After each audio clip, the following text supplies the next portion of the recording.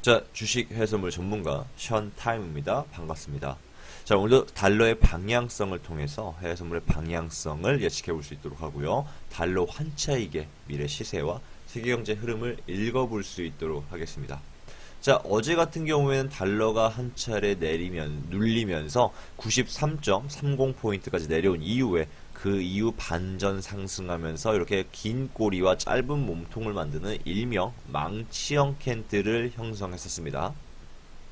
자, 보시면은요, 화요일에 있었던 달러의 매도 세력이 어제까지 장 초반에 이어지고 있었던 모습인데요. 자, 하락했던 가장 큰 이유가 뭐였나요? 바로 제롬 파웰이 내년 18년도부터 연준의 의장으로서 새롭게 임기를 시작할 텐데요. 자, 제롬 파웰이 연준 내에 주요 인사들을 대거 교체시킬 것이다 라는 그러한 지금 시장 심리가 판이 깔리면서 내년 2018년도 그리고 더 나아가서 향후의 금리 인상 정책이 상당히 완화될 것이다. 비둘기파적으로 변할 것이다. 한마디로 금리 인상 속도가 느려질 것이다 라고 예상하는 그런 세력들이 달러를 하락시키게 됐던 주요 원인이었죠.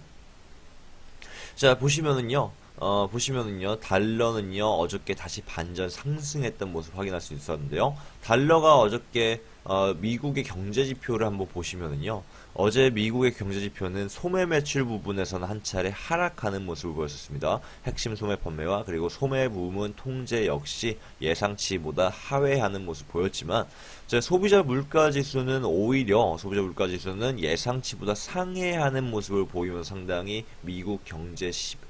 미국의 경제 기반 자체가 탄탄하다는 것을 보여줬었습니다. 자, 좀 더 올려보시면 어떤 걸 확인할 수 있냐면 화요일에 발표되었던 생산자 물가 지수 역시 예상치를 크게 상회하면서 미국의 물가 지수는 점진적으로 꾸준히 상승세를 이어가고 있다는 점을 우리가 확인할 수가 있었습니다. 자, 이로 인해서 우리가 알 수 있는 점이 뭐예요? 이로 인해서 알 수 있는 점이 뭡니까? 자, 소매 판매는 다소 부진했지만 전반적인 큰 영향력 있는 지표들은 다 상승세를 보였습니다. 뭘 의미할까요? 바로 12월 달에 진행되는 연준의 회의에서 기준금리 인상이 확실시되어지는 순간이었습니다.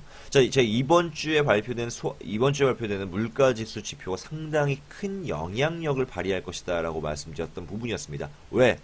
연준이 금리 인상을 할 때 향후 경제정책을 펼칠 때 있어서 가장 중요하게 보는 지표가 두 가지가 있는데, 하나가 고용 관련 지표고 다른 하나가 바로 물가지수 관련된 지표이기 때문입니다. 자, 어제 그리고 그제 화요일과 수요일에 물가지수 상승률에 의해서 12월 달에 기준금리 인상은 거의 확실시 되어 간다라고 보시면은 될 것 같습니다. 자, 하지만 중요한 게 한 가지가 있어요. 여기서 만약에 달러가 상승 반전하면서 다시 추가적인 상승세가 유지하느냐라는 부분에서 있었을 때 아직 제가 확실하게 거기에 대한 답을 yes라고 해드리지는 못하겠습니다.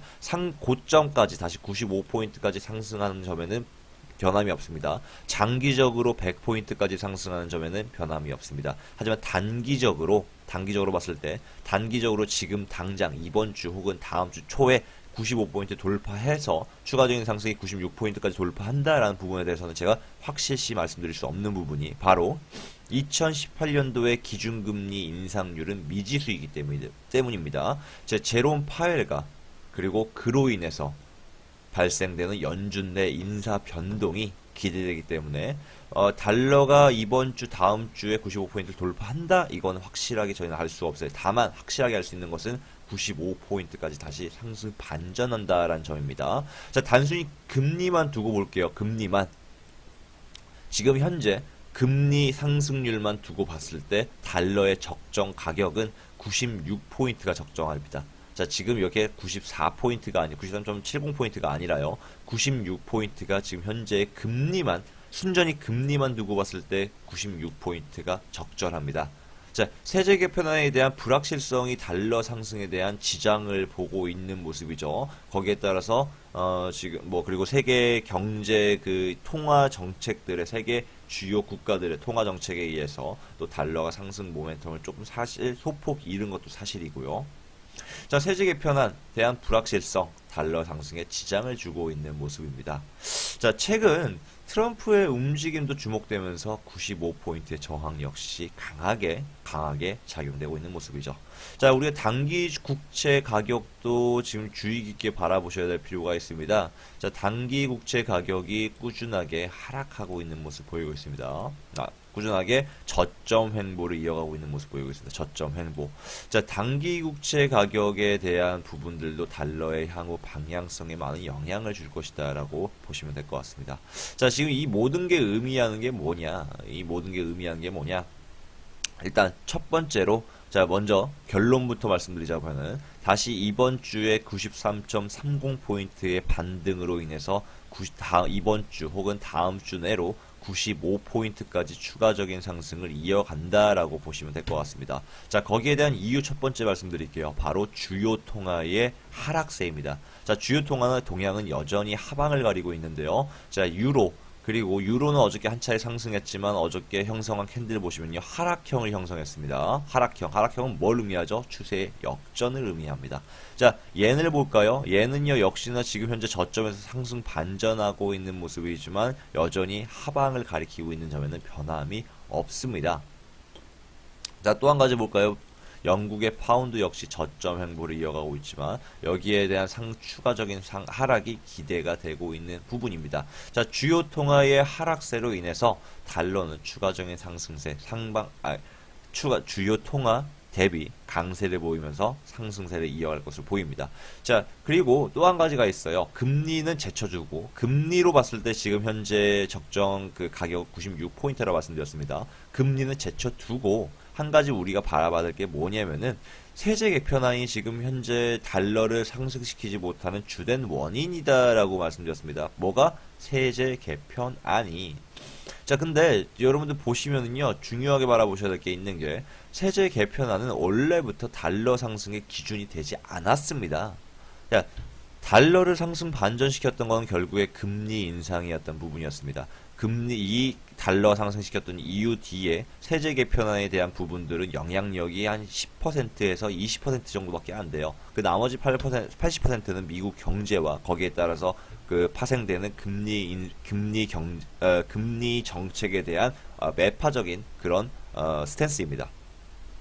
그렇기 때문에 세제 개편안에 대한 우려 심리가 작용한다 하더라도 거기에 따라서 달러가 크게 조정받지는 못할 것이다. 자, 지금 현재 달러의 그 저조한 상승세는요, 다만 현재 시장 심리에 의한 조정일 뿐이다라고 생각하시면 될 것 같습니다. 다시 반등 상승할 예정이다. 보시면 될 것 같아요. 자, 이번 주에 발표되는 경제 지표들, 물가 지수 관련 지표가 상당히 집중되어 있는 한 주라고 말씀드렸습니다. 자, 오늘 역시 수출입 물가 지수가 발표될 예정이죠. 자, 그리고 신규 실업상 청구 건수, 고용 지표 역시 발표가 됩니다. 자, 오늘 상당히 또 달러를 크게 흔들어 줄 것으로 예상이 됩니다. 달러 반전 상승했을 때 오늘 무난하게 94.50포인트까지 상승 반전 회복할 것이라 보고 있습니다. 자, 어저께 제가 93.40포인트에 적극적인 매수하라고 말씀드렸었어요. 진입하신 분들은 수익 축하드리고요. 추가 진입하시고 싶으신 분들은 93.70, 93.60에서 적극적인 매수 대응 하시길 바랍니다. 자, 역시 다시 말씀드리지만은 달러 상승 가능성에 대한 이유 세 가지 말씀드렸어요. 첫 번째, 주요 통화에 대한 달러의 강세. 두 번째, 세제 개편안은 원래부터 달러의 상승 기준이 되지 않았던 만큼 현재 개편에 대한 우려 심리는 달러를 크게 하락시킬 수 없다라는 부분이었습니다. 세 번째, 물가지수 상승률에 의한 추가적인 달러 상승 재료의 형성입니다. 자, 달러는 추가적인 상승이 이어갈 테니까요. 거기에 따른 금과 유로의 매도 대응이 유리하다는 점 기억하시면 될 것 같습니다. 자, 오늘의 3부 달러 동영상은 여기까지.